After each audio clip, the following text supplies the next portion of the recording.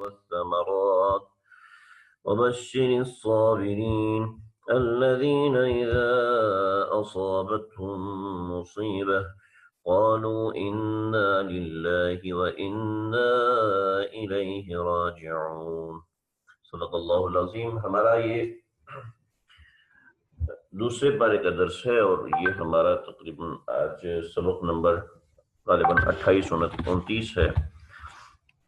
اللہ سے دعا ہے اللہ تعالیٰ اسے اپنی بارگاہ میں شرف قبولیت سے نوازے۔ ہم نے یہاں تک پڑھ لیا تھا، ان آیات کو ہم نے پڑھ لیا تھا، کچھ چیزیں میں نے یہاں پر ایڈ کی ہیں، ان چیزوں کا میں تھوڑا سا ذکر کروں پھر آگے چلوں گا۔ وَلَا تَقُولُوا لِمَن يُقْتَلُ فِي سَبِيلِ اللَّهِ أَمْوَاتٌ۔ اصل میں یہ کیا ہے، میں نے آپ لوگوں کے جو اسباق دیکھے ہیں جو آپ لوگوں نے مجھے بھیجا ہے، ہفتے میں ایک بار بھیج دیا کریں تاکہ مجھے اپڈیٹ رہے کہ کون کون پڑھ رہا ہے اور کون واقعتاً پڑھ رہا ہے۔ تو جو دیکھے میں نے اس میں کچھ اضافہ کرنا چاہا۔ کئی لوگوں نے ماشاءاللہ سبق بھیجا، مجھے بڑا پسند آیا، کئی لوگ بہت اچھی محنت کر رہے ہیں اور ماشاءاللہ ایسی محنت ہے کہ دل چاہتا ہے کہ بندہ اور بھی اچھے طریقے سے اور بھی لگن سے پڑھائے۔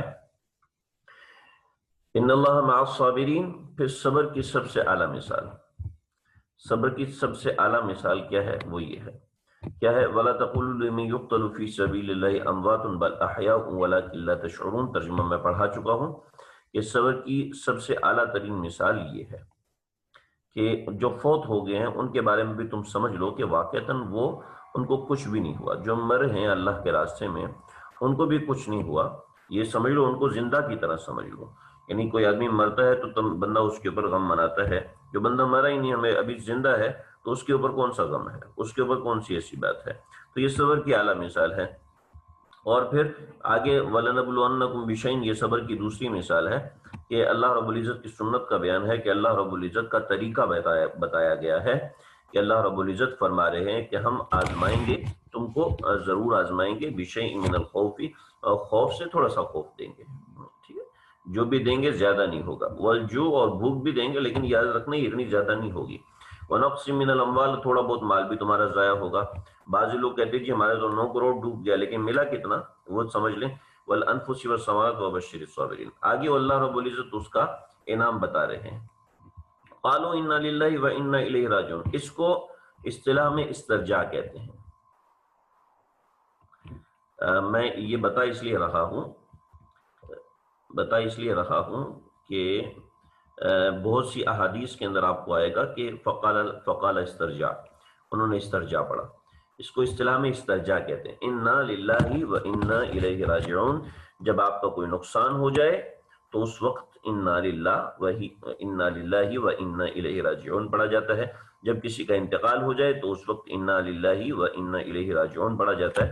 حضرت ام سلمہ رضی اللہ تعالیٰ عنہ، حضرت ام سلمہ رضی اللہ تعالیٰ عنہ اور حضرت ابو سلمہ، ان دونوں کی آپس میں اتنی محبت تھی کہ پورے مدینے میں مثالیں دی جاتی تھیں کہ یہ لوگ آپس میں ایسی محبت کرنے والے ہیں کہ ان سے بڑھ کے کوئی آپس میں محبت کرنے والا نہیں ہو سکتا، ان سے بڑھ کے کوئی جوڑی نہیں ہو سکتی، یعنی یہ بڑے مشہور تھے آپس میں محبت کی وجہ سے کہ یہ میاں بیوی آپس میں بہت زیادہ محبت کرتے ہیں۔ تو مدینہ میں ان کی مثالیں دی جاتی تھی کہ تمہاری محبت آپس میں ایسی جیسے کہ ام سلمہ اور ابو سلمہ کی۔ تو جب غزوہ احد ہوا تو احد میں حضرت ابو سلمہ تشریف لے کے گئے تو کہنے لگے کہ اگر میں شہید ہو جاؤں تو اللہ تعالیٰ سے دعا کرنا اللہ تمہیں مجھ سے بھی اچھا شوہر عطا فرمائے۔ تو حضرت ام سلمہ فرمانے لگی نہیں جی، آپ سے اچھا شوہر کوئی ہو نہیں سکتا، جو بھی بننا چاہتا ہے وہ آپ کی طرح بننا چاہتا ہے، آپ سے بڑھ کے کوئی ہو کیسے سکتا ہے، ممکن ہی نہیں ہے، کیونکہ آپ کی محبت ضرب المثل ہے، آپ کی ہر چیز ضرب المثل ہے، آپ جیسے محبت کرتے ہیں ایسا کوئی اور دوسرا ہو نہیں سکتا۔ تو لیکن حضرت ابو سلمہ کہنے لگے نہیں، آپ اللہ سے دعا کریں، اللہ ہو سکتا ہے مجھ سے بھی بہتر عطا فرمائے۔ تو جب حضرت ابو سلمہ اگلے دن غزوہ احد میں شہید ہو گئے تو حضرت ام سلمہ فرماتی کہ میں نے استرجاع پڑھا، انا للہ و انا الیہ راجعون۔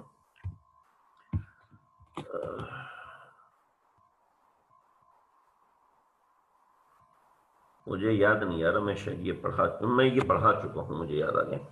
تو قالوا انا للہ، کہ بے شک ہم ہیں اللہ ہی کے واسطے، و انا الیہ راجعون، اور بے شک ہم کو اللہ ہی کی طرف لوٹ کر جانا ہے۔ تو حضرت ام سلمہ نے جب یہ پڑھا تو فرمایا کہ اللہ رب العزت نے ابو سلمہ کے کلمات درست کر دیے کہ اللہ رب العزت کی طرف سے مجھے رشتہ آیا، یعنی میں نے نبی کریم صلی اللہ علیہ وسلم سے نکاح فرمایا، تو ظاہری بات ہے نبی کریم صلی اللہ علیہ وسلم تو ابو سلمہ سے بھی زیادہ بہتر تھے، کہ ابو سلمہ کی تربیت کرنے والے ہی ہمارے آقا صلی اللہ علیہ وسلم ہیں، تو ظاہری بات ہے ان سے بڑھ کے کیا ہو سکتا ہے۔ جب کوئی چیز ضائع ہو جائے، گم ہو جائے، تو اس کے بعد زیادہ چیخنا چلانے کی بجائے، زیادہ پریشان اور خوف و ہراس کا شکار ہونے کی بجائے، جو مومنین کی سنت ہے وہ انا للہ و انا الیہ راجعون پڑھ لیا جائے، اس سے اللہ رب العزت بہتر متبادل عطا فرما دیتے ہیں۔ تو یہ ایک طریقہ کار چیز تھی یہاں پر بتانے کی۔ اب آگے جو ہمارا سبق ہے، اولئک علیہم صلوات من ربہم ورحمہ، یہ ایسے لوگوں کے لیے انعام ہے جو کہ مشکل اور مصیبت کے وقت میں استرجاع پڑھتے ہیں، انا للہ پڑھتے ہیں، تو اولئک علیہم صلوات من ربہم ورحمہ، ایسے لوگ ایسے ہیں کہ اولئک علیہم صلوات، ان کے اوپر رحمتیں ہیں، من ربہم ان کے پروردگار کی طرف سے، ورحمہ اور دوسری رحمت بھی ہے۔ تو اولئک علیہم صلوات من ربہم ورحمہ، دیکھیں صلاۃ جو ہے نا، لفظ صلاۃ، تو صلاۃ کی نسبت کبھی اللہ کی طرف ہوتی ہے، کبھی بندوں کی طرف ہوتی ہے، اور کبھی فرشتوں کی طرف ہوتی ہے، جس سے ہم لوگ بھی صلاۃ پڑھتے ہیں، لیکن ہم وہ صلاۃ اللہ کے نبی صلی اللہ علیہ وسلم کی طرف پڑھتے ہیں۔ تو جب صلاۃ کی نسبت اللہ کی طرف ہوتی ہے، یہ یاد رکھیے گا، ایک بہت ہی اہم چیز ہے، اولئک علیہم صلوات من ربہم ورحمہ، جب صلاۃ کی نسبت اللہ کی طرف، یعنی صلاۃ اللہ کی طرف سے ہے، تو اس کا مطلب درود شریف نہیں ہوتا، یہ یاد رکھیے، اس کا مطلب درود شریف نہیں ہوتا۔ جب صلاۃ انسان پڑھتا ہے تو اس کا مطلب درود شریف ہوتا ہے، یاد رکھیے۔ اور جب صلاۃ کی نسبت اللہ کی طرف ہو تو اس کا مطلب ہوتا ہے خصوصی رحمتیں یا خصوصی عنایتیں۔ عنایتیں اور رحمتیں ایک ہی چیز ہے، لیکن آگے چونکہ لفظ رحمت ہے تو اس وجہ سے ہم اس کا ترجمہ عنایت سے کر دیتے تاکہ مشتبہ نہ ہو۔ تو اولئک علیہم صلوات من ربہم ورحمہ، اولئک علیہم صلوات من ربہم، یہ ایسے لوگ ہیں کہ جن کی طرف اللہ رب العزت کی خصوصی عنایتیں ہوتی ہیں، کہ جو تکلیف کے وقت، مشکل کے وقت، کسی کے انتقال کے وقت، اگر بجلی چلی گئی، کوئی حادثہ پیش آ گیا، کسی کی جانی نقصان ہو گیا، کسی کا مال کا نقصان ہو گیا، یہ اوپر اللہ رب العزت نے نقصان کی قسمیں بیان فرمائی ہیں۔ یہ وَلَنَبْلُوَنَّكُمْ بِشَيْءٍ مِّنَ الْخَوْفِ پہلی قسم، وَالْجُوعِ دوسری قسم، نقص من الاموال تیسری قسم، نقص من الانفس چوتھی قسم، من الثمرات یہ پانچویں قسم۔ یہ 5 قسم کا نقصان ہو گیا تو آپ اس طرح کا استرجاع پڑھیں گے۔ امید ہے بات کچھ سمجھ میں آ رہی ہوگی۔ میں تھوڑا تیز پڑھا رہا ہوں، کچھ ضروری کام ہے، اس وجہ سے ناغہ نہ ہو جائے، اس لیے میں نے شروع کر دیا۔ اولئک هم المہتدون، اور یہی لوگ ہدایت والے ہیں جو اس طرح کے وقت میں، لہٰذا جو وقت مشکل کا ہوتا ہے، تکلیف کا ہوتا ہے، اصل وہ پہچان کا وقت ہوتا ہے، یہاں اللہ نے یہ سمجھایا۔ اب آئیں جناب شرک اعتقادی، اللہ یہاں سے سمجھا رہے ہیں، شرک اعتقادی جو ہمارا اصل موضوع تھا۔ یہ درمیان میں جملہ معترضہ تھا، جملہ معترضہ کے بارے میں ذکر کر چکا ہوں کیا ہوتا ہے۔ یاد رکھیں حرم شریف میں ایک طرف کعبۃ اللہ ہے، تو کعبۃ اللہ کے ایک طرف آئیں، باب السلام کی طرف آئیں تو اس طرح کر کے ایک پہاڑی ہے، اور دوسری طرف اس طرح کر کے ایک پہاڑی ہے، درمیان میں 450 میٹر یعنی 450 میٹر یعنی آپ سمجھ لیں آدھا کلومیٹر سے تھوڑا سا کم فاصلہ ہے۔ تو یہاں پر صفا اور مروہ کی صحیح کرتے ہیں۔ کفار نے ایسے کیا تھا کہ یہاں پر 2 بت رکھ دیے تھے۔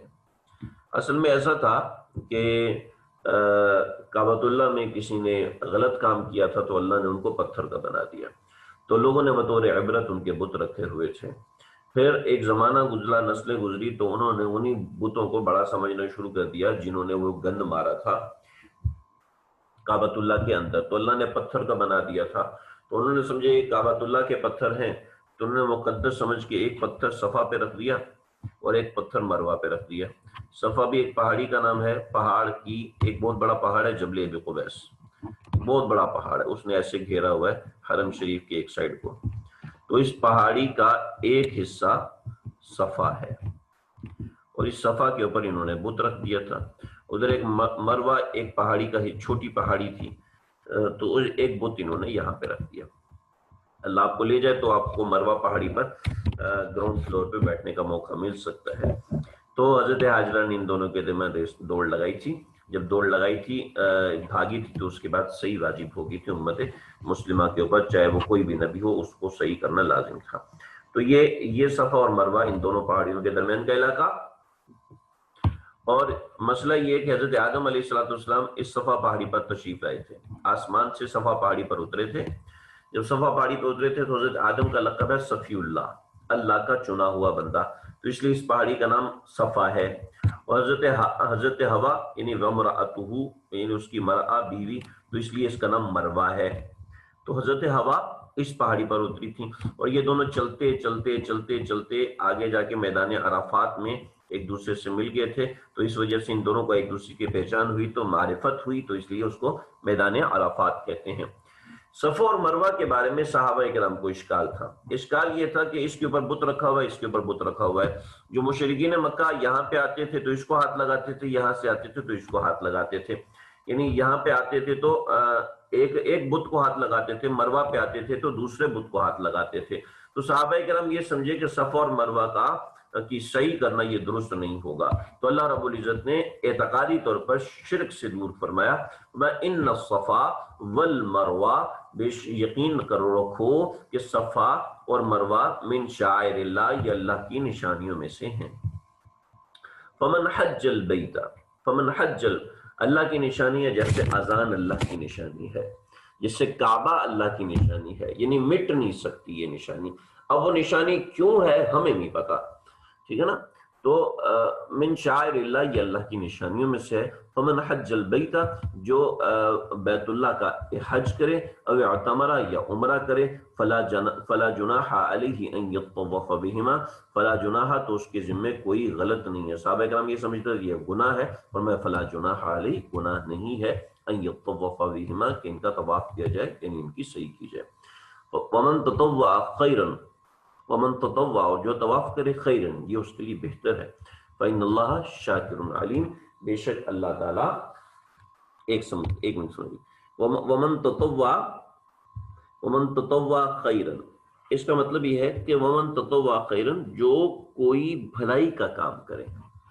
جو صفا مروہ کی صحیح کرنا یہ گناہ کا کام نہیں ہے بلکہ یہ بھلائی کا کام ہے. تو اللہ رب العزت نے اس بات کو عام کر دیا. ومن تطوع خیرا، من تطوع خیرا، من تطوع کہتے ہیں، میں اس کو بتانا ذہن میں نہیں رہا، الگ سے لکھنا چاہیے تھا اس کو. تطوع کہتے ہیں کسی بھی نیکی کو کرنا. تطوع کسی بھی نیکی کو محنت سے کرنے کا نام تطوع، ٹھیک ہے. من تطوع جو نیکی کو کرے، خیرن یہ بہتر ہے. من تطوع جو کسی بھلائی کو کرے یہ اس کے لیے بہتر ہے.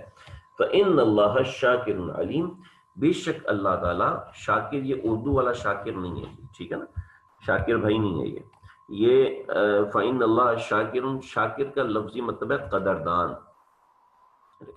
شاکر کا لفظی مطلب قدردان، یعنی جو قدردانی کرنے والا. تو اللہ تعالیٰ ہر بندے کے نیک اعمال کی بڑی قدردانی کرتے ہیں، یہ یاد رکھیے. تو اللہ تعالیٰ قدردان ہیں، اللہ تعالیٰ کسی کے کام کو چھوڑتے نہیں. تو یہاں تک بات سمجھ میں آ گئی جی. فإن اللہ شاکر، اور علیم بھی ہیں، یعنی جانتے بھی ہیں. نہ صرف یہ کہ صرف قدردان ہے بلکہ اللہ تعالیٰ جانتے بھی ہیں. اور دوسرا اگلی آیت سمجھ لیں، جب نیکوکاروں کا بیان ہوتا ہے تو برے لوگوں کا بھی بیان ہوتا ہے، جب برے لوگوں کا بیان ہوتا ہے تو نیکوکاروں کو بھی اللہ بیان فرماتے ہیں. چنانچہ اللہ رب العزت پھر ان یہود کی طرف ذکر فرما رہے ہیں جن کا ذکر آیت نمبر 146 کے اندر گزرا. ان الذین یکتمون ما انزلنا من البینات، بے شک وہ لوگ جنہوں نے چھپایا، جو چھپاتے ہیں، ما انزلنا من البینات جو ہم نے واضح نشانیاں اتاری ہیں، ان نشانیوں میں سے نشانیوں کو چھپاتے ہیں. والہدی، اور ہدایت کی باتیں چھپاتے ہیں. من بعد ما بیناہ للناس فی الکتاب، بعد اس کے کہ وہ لوگوں کے لیے بیان ہو گئی ہیں کتاب کے اندر، تو اس کو چھپاتے ہیں. کتمان علم 20 کے اندر آ جاتا ہے. کتمان علم کا مطلب ہے اپنے علم کو چھپانا، کتمان علم دیکھیں بڑی ضروری بات ہے مجھے سمجھانی ہے. ہم نے کچھ پڑھ لیا، اب اس کو بتانا ضروری ہے، یہ غلط ہے، یاد رکھیے. وہ تو حدیث میں آتا ہے کہ بلغوا عنی ولو آیا، میری طرف سے تمہیں ایک آیت بھی پہنچے تو اس کو آگے پہنچو. بھی آپ کو صحیح سمجھ میں بھی آئی کہ نہیں آئی؟ آپ کو اس آیت کا معنی اور مفہوم پتہ بھی چلا کہ نہیں پتہ چلا؟ آپ بس ایسی جو مجھے پتہ ہے، آپ لوگوں سے الٹے سیدھے سوال کر رہے ہیں اور لوگ جناب آگے سے پریشان ہو رہے ہیں اور یہ آگے سے تکبر میں مبتلا ہو رہے ہیں، علم کی وجہ سے تکبر میں مبتلا ہو رہے ہیں. ارے کوئی کبھی علم بھی کسی کو تکبر میں مبتلا کرتا ہے؟ جی ہاں، شیطان کو کرتا ہے. شیطان کو علم نے تکبر میں مبتلا کر دیا تھا، اور یہ بھی اپنے علم کو یہ سمجھتا ہے، لوگوں سے طرح طرح کے سوال کرنے کی کوشش کرتا ہے تاکہ لوگوں کو جواب نہ آئے تو پھر میں بتاؤں اور میری واہ واہ ہونا شروع ہو جائے. میری واہ واہ تو اس کی نیت نہیں ہوتی، لیکن اپنا عالم ہونا بیان کرنے کی کوشش کرتا ہے. یہ صفت کبریائی میں سے کچھ حاصل کرنے کی کوشش کرتا ہے. ورنہ جتنا جس کے اندر علم آتا ہے اتنی اس میں انکساری پیدا ہوتی ہے. علم کے بعد اگر آپ میں انکساری پیدا نہیں ہو رہی، آپ کو دوسرے کی غلطیاں نکالنے کا شوق پیدا ہو رہا ہے یا دوسروں کو اپنا علم بتانے کا شوق پیدا ہو رہا ہے، تو سمجھ لیں آپ کو علم حاصل نہیں ہو رہا، آپ کو کچھ اور حاصل ہو رہا ہے. تو یہ میں بات ضمن میں نے بتا دی. ان کو تو پکا علم حاصل تھا کہ نبی اکرم صلی اللہ علیہ وسلم آخری رسول ہیں، اللہ کے پیغمبر ہیں، ان کی یہ علامات ہیں. اس کے باوجود وہ چھپا رہے تھے. ایسے ہی کوئی صحیح عالم ہے، مفتی ہے، اس سے اگر کوئی مسئلہ پوچھے اور وہ جانتے بوجھتے ہوئے نہ بتائے، یہ اس کے لیے بھی کتمان علم کا عذاب ہے. یعنی وہ علم کو چھپائے گا، اللہ اس سے علم کی دولت چھین لیں گے. تو بہرحال جو چیز پتہ ہے وہ چیز بتانا ضروری ہے، صحیح جو صحیح پتہ ہے. اور اس پتہ ہونے کے لیے ضروری ہے کہ سند ہونی چاہیے کہ ہم تصدیق کرتے ہیں کہ ہمارا یہ شاگرد، ہماری یہ شاگردہ واقعی اس قابل ہے کہ یہ دوسروں کو پڑھائے، یہ دوسروں کو سکھائے. اور وگرنہ پڑھنے والے بہت ہیں، پڑھنے والے بہت ہیں. علم صرف ان الفاظ کو پڑھنے کا نام نہیں ہے. جب استاد کو یہ یقین ہو جاتا ہے کہ اس کے بیک میں علم بھی حاصل ہے، تو پھر اس کو سمجھ میں آتی ہے کہ واقعتاً یہ علم ہے، واقعتاً وہ علم ہوتا ہے. تو ایسے بہت پڑھنے والے ہیں جناب، مدرسوں سے پڑھ پڑھ کے فارغ ہو گئے، لیکن ان کے دل میں علم کا ایک حرف نہیں اترا، ان کو اساتذہ نے پڑھانے کی اجازت نہیں دیتے. تو جو اصل علم کو چھپاتے ہیں، اولئک یلعنہم اللہ ویلعنہم اللاعنون، یہ ایسے لوگ ہیں کہ یلعنہم اللہ، کہ اللہ ان پر لعنت کرتے ہیں، ویلعنہم اللاعنون، اور ملامت کرنے والے بھی ان کو ملامت کرتے ہیں، لعنت کرنے والے بھی ان کو لعنت کرتے ہیں. یعنی جن کو اللہ رب العزت نے لعنت کے لیے مقرر فرمایا ہے، کچھ چیزوں کو اللہ نے دعا کے لیے مقرر فرمایا ہے، جیسے مچھلیوں کو سمندروں کے اندر علماء کے لیے دعا کے لیے، عالمات کے لیے دعا کے لیے مقرر فرمایا ہوا ہے کہ دن ہو یا رات ہو تم ان کے لیے دعائیں کرو. اسی طریقے سے درختوں کے پتوں کو متعین فرمایا ہے، تم ان کے لیے دعا کرو. ایسے ہی طلباء کے لیے جو دین کا علم حاصل کر رہے ہوتے ہیں، جیسے آپ لوگ ہیں، تو اللہ نے فرشتوں کو متعین فرمایا ہوا ہے کہ ان کے پاؤں کے نیچے پر بچھاؤ. اور اسی طریقے سے یہ جو دعا کریں تو ان کے ساتھ اپنی آمین کہا کرو کہ تمہاری آمین فرشتوں کی آمین کے ساتھ ملاقات کر رہی ہو.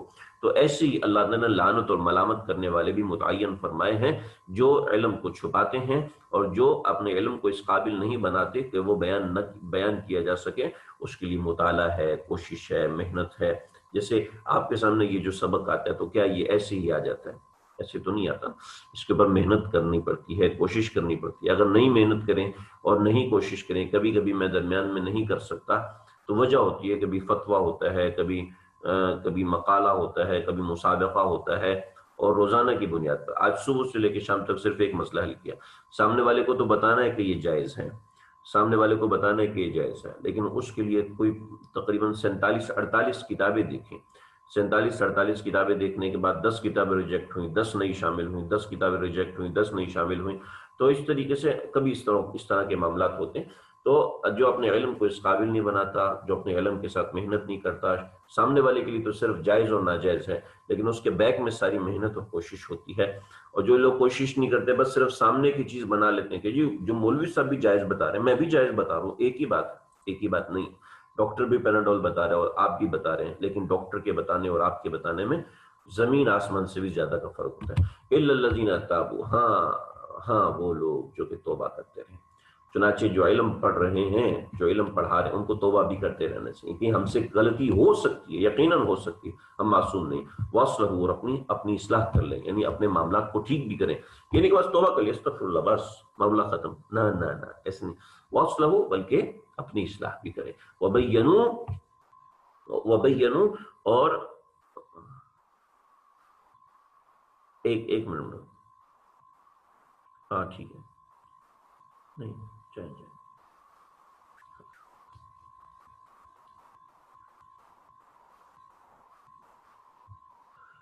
جی۔ اولئک یلعنهم الا الذین تابوا واصلحوا وبینوا فاولئک اتوب علیہم وانا